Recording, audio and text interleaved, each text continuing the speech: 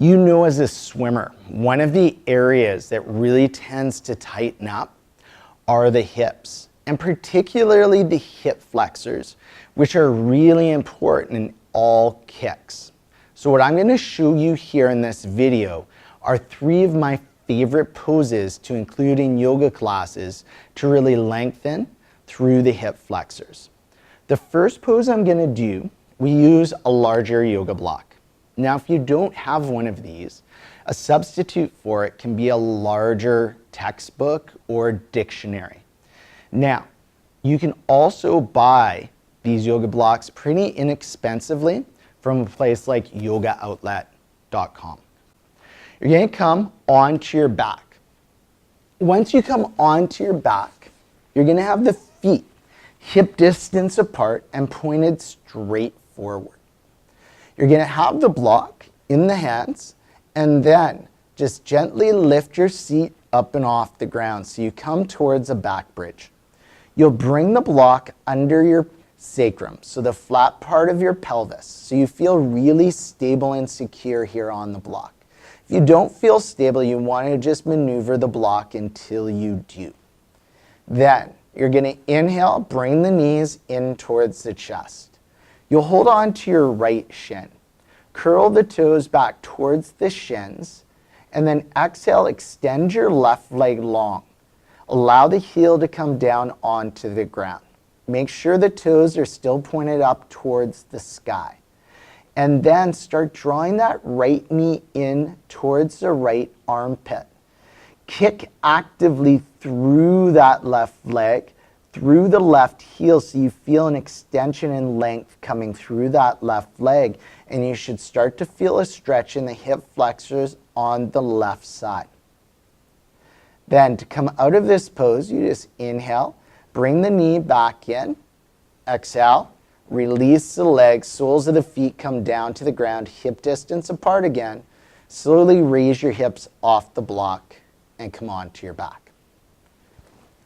Now, the next 2 poses I'm going to show you come from a low lunge position. Now, once you come into the low lunge, we're going to continue to stretch through the hip flexors on the left side as I demonstrate these poses. So you're going to have the right foot forward. You want to have knee right over your ankle. If you want to pad up your back knee, you always can by folding up the mat, or you can bring a small cushion or small yoga block under your back knee. Now you're going to walk your back knee back enough you feel a stretch in your hip flexors. Once you feel that, untuck your back toes, top of the foot down. Now, you can stay here stretching through those hip flexors. Or, if you wish, another option here is to walk that right foot out to the outside edge of the mat. When we're coming into the hip flexors here, keep that knee pointed straight up to the sky. Now, depending on your mobility, you might stay with the hands down.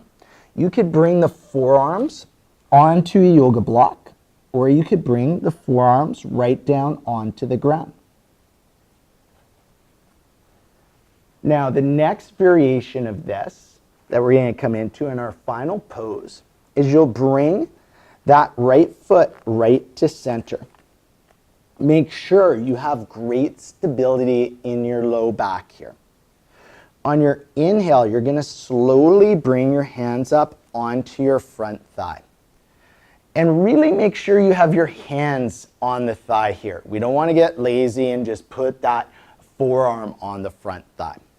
Have the upper body long and strong, shoulders back and down.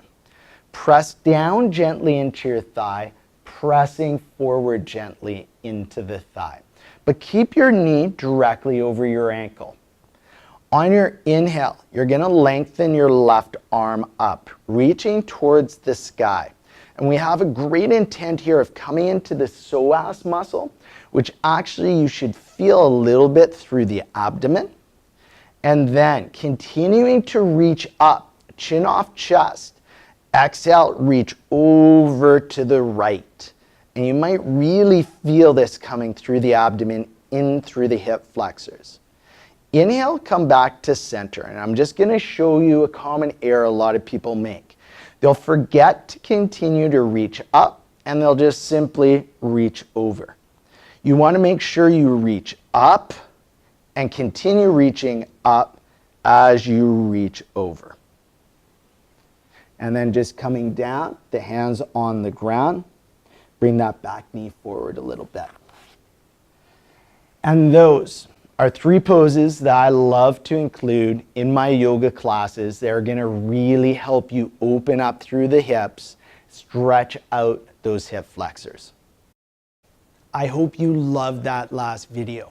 And if you did, it would be amazing if you simply clicked the thumbs up button below and subscribe to our channel. Now, if you want to find out more information on how to incorporate yoga into your training plan, in the description below, you can find a link to our website, swimmingspecificyoga.com, and also a link that'll take you to a way to subscribe to our newsletter. Both of those will give you an incredible amount of information on how you can use yoga to enhance both your performance and your wellness. They'll also give you information how you can take our online classes. Can't wait for you to become part of the Swimming Specific Yoga community.